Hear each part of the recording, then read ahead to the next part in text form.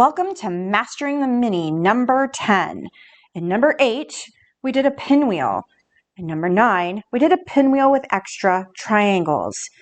But we could get even smaller if we do a disappearing pinwheel. So that is number 10. We are going to take 2 squares that are 4.5 inches. Place them right sides together and do a scant 1/4 of an inch seam all the way around. I am using the smallest seam that I can use on my machine and still have the fabric go under both feed dogs.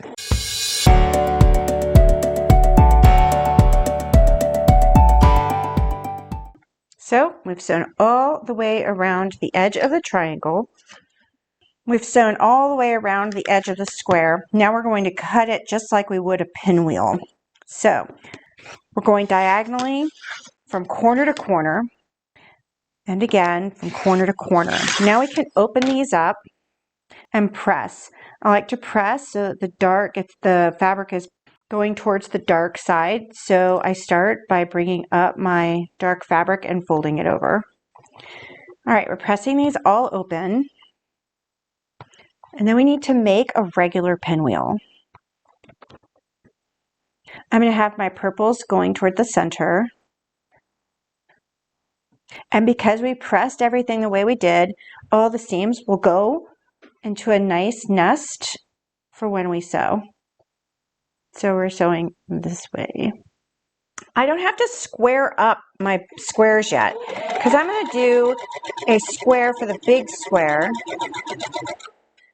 And then we'll be able to cut that into pieces in order to create the broken 9 patch. So for this seam right here, I'm going to put the bottom going to my left and the top going to my right. As long as all my seams are nesting up nicely, everything's going to be great. So now let's trim it up so that we can do our disappearing pinwheel. I'm going to press it on both sides so that I can make sure that those seams are going the way that I want them to, especially that center. And now I'm going to square it to 5.25 inches. So I trimmed my pinwheel down to 5.25 inches square. Now I am going to split this pinwheel into a 9 patch. So I'm going to come over 1 3/4 from each side and then 1 3/4 from the top and the bottom. Definitely a measure twice, cut once type of deal.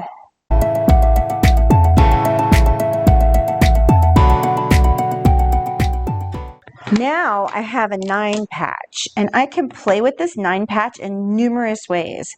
I can make all my creams go to the outside for my triangles.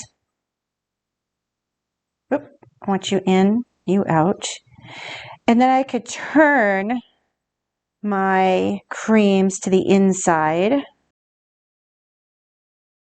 Or I could do it the other way around. And so I could make a gazillion of these little things and they would all look different, especially if I'm using different fabrics. So let's get sewing our 9 patch together. I'm going to start by going in 2s. So I'm going to go this way. So with 9 patches, I start and do 2 at a time so I can chain piece. So I'm doing the top 2, and now I'm doing the center 2.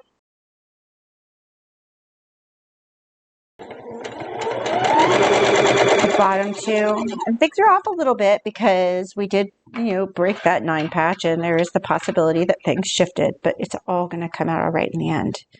All right, so now I'm going to attempt to keep everything in order. I know that I want my cream on the outside, and that's my top one, and my pinwheel's in the center. And if you're more comfortable, by all means, just take them out of the machine.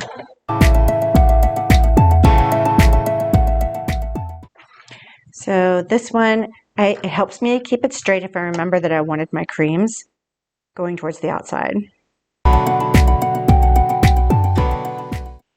Now I have a 9 patch, and with every 9 patch, I like to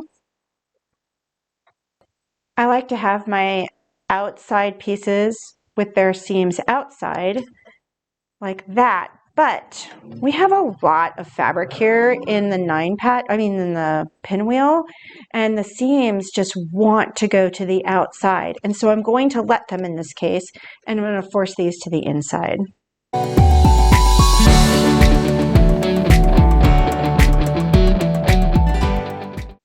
And last one.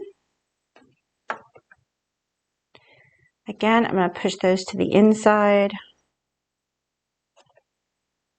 and let those naturally go to the outside. I do not argue with the fabric. The fabric wins every time. And now we're going to press it and trim it. I'm going to press starting on the bottom so that I can make sure that those seams, especially since I didn't press before I sewed, go in the direction that I want them to go in. And so I'm starting here on the ends where I had forced some stuff to go the way it didn't want to go.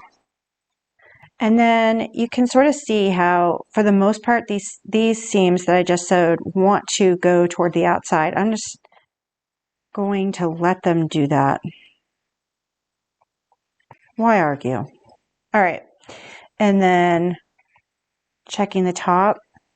Another reason to check that bottom is just to make sure that all those seams caught, because sometimes especially when we're working with these little pieces, some of those seams will be smaller. So you can see number 10 is awesome because we got all these mini triangles in the center, and you didn't ever have to work with a silly little triangle. So this mini is one of the best, I think, and will make a great addition to our quilt. So we have the diagonal line going straight down the center of that pinwheel. Very little stuff to cut here, just threads. And there we are. Mastering the mini number 10. I'm going to press it on both sides. And now let's trim it down to its 4 inches.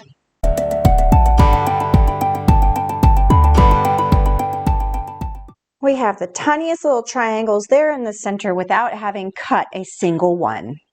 There you go. Mastering the mini number 10.